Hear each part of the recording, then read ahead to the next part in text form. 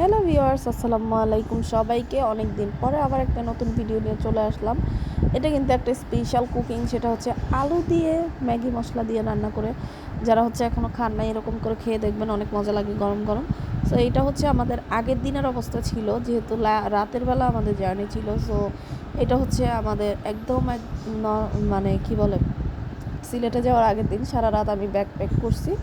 So এই কারণে হচ্ছে আমাদের এটা ছিল একটা স্ন্যাক্স টাইপসের, যেহেতু ক্ষুধা ছিল।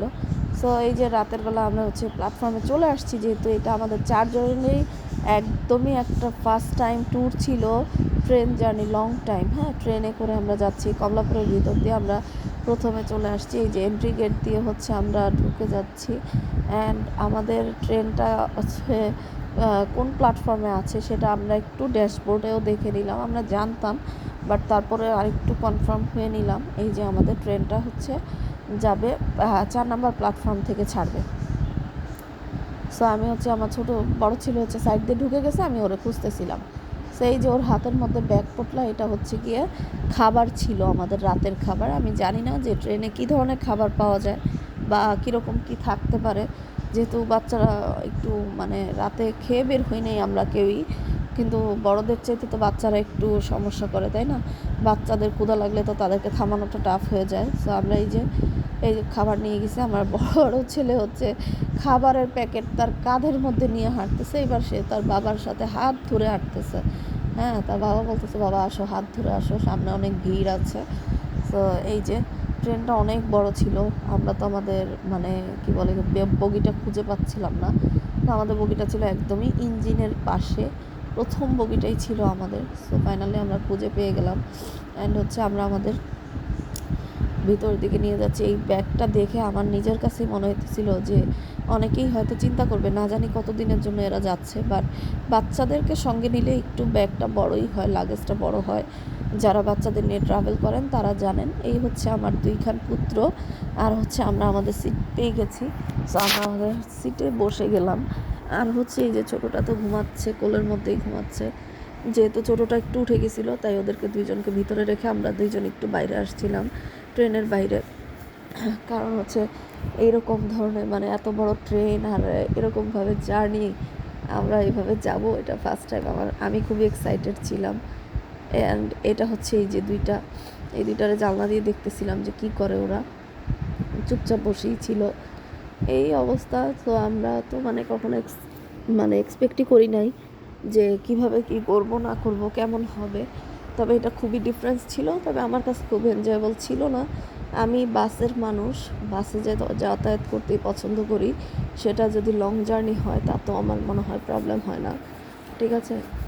সো এই যে আমাদের প্ল্যাটফর্ম ছেড়ে হচ্ছে ট্রেন চলে যাচ্ছে, আমরা যাচ্ছি, আমরা আগাচ্ছি আমাদের গন্তব্যে। সো ফার্স্টের দিকে একদমই টের পাইনি, পরে মুভমেন্ট দেখে বুঝলাম যে হ্যাঁ, অলরেডি ট্রেন ছেড়ে দিয়েছে। আমার ছোটোটা বলতেছে, হ্যাঁ আমি খুব এনজয় করতেছি, ও হচ্ছে বাইরে দিয়ে অনেকক্ষণ পর্যন্ত দেখতেছে আসলে কি হচ্ছে, কীভাবে কি হচ্ছে। গাড়িতে তো যাতায়াত করছে, গাড়িটা বোঝা যায়, বাট হচ্ছে ট্রেন, তাও আবার রাতের বেলা। ওরে আমি একটু পরপর ডেকে ডেকে বলতেছি, তোমার ভালো লাগতেছে, তোমার ভালো লাগতেছে? ও বলতেছে হ্যাঁ ভালো লাগতেছে। এখন ও দেখতে ব্যস্ত, তাই সে আমার দিকে ঘুরবে না। এটা হচ্ছে অবস্থা। আর অন্য সাইডে হচ্ছে ওরা, আমার বড়টা আর বাবার সাথে বসেছিল, ছোটোটা হচ্ছে অনেক চালু, এই জন্য হচ্ছে আমি ওকে নিয়ে একটু বসছিলাম, ও চুপচাপই ছিল। অনেকক্ষণ পর্যন্ত আমাদের মানে আমার ছেলে ওরা হচ্ছে এভাবে দেখতেছিল। আর সাইডের যে ব্যাকপ্যাক দেখতেছেন, এটার মধ্যে আমি ওদের জন্য খাবার নিয়ে আসছিলাম, ফ্রাইড রাইস আর হচ্ছে নুডলস নিয়ে আসছিলাম, যেহেতু সারা রাত কী করবে না করবে। আর ছোটোটা তো মনে করেন উইদাউট এনি রিজন কান্না শুরু করলে আর থামানো যাবে না তারে। সো এই জন্য আমি তাকে অনেক কিছু জিজ্ঞেস করতেছিলাম, তার কনসেন্ট্রেটটাই করতেছিলাম। সে হচ্ছে স্পাইডারম্যানের ঘড়ি পড়ছে, সেটা দেখাচ্ছিল। দেন বলছিল যে হ্যাঁ আমার ভালো লাগছে, বাইরে অন্ধকার, সব কিছু চলে যাচ্ছে, আমরা দেখো, এরকম অনেক কিছু সে বলতেছিল। আর হচ্ছে এই যে তখন সে সিটে বসছে, বলছি বাবা বাইরে হাত দেওয়া যাবে না, তুমি একটু সিটে বসো। সিটে বসছে, আমি ক্যামেরা অন করার সাথে সাথে সে হচ্ছে ঘুমের অভিনয় করতেছে, যে তার প্রচুর ঘুম পাইছে, সে ঘুমায় গেছে। এরকম একটা অবস্থা। এই যে আবার উঠে গেছে, উঠে এখন হচ্ছে দেখবে যে তার ভাই কই বসছে। অ্যান্ড এই যে ওরা 3জন হচ্ছে একসাথে। আমার ছোটোটা আবার বাবাকে খুবই পছন্দ করে, এই জন্য বাবা খাওয়াই দিচ্ছে তাকে। সে ওখানে যেয়ে বসে বাবার হাতে খাবার খাচ্ছে, নুডলসটা। তো ওরা হচ্ছে তিনজনেই নুডলস খাচ্ছিল। নুডলসটা খাওয়া শেষ করে আমার ছোটোটা মানে চেয়ার আপ হইছে, এখন এই যে শুরু করে দিচ্ছে লাফালাফি, ধাক্কাধাক্কি, গুতাগুতি। আমার বড়টা কিন্তু মানে ও একটা এরকম করে টাচ করলে বড়টা হচ্ছে ওরে ঠাস করে একটা লাগাই দিবে।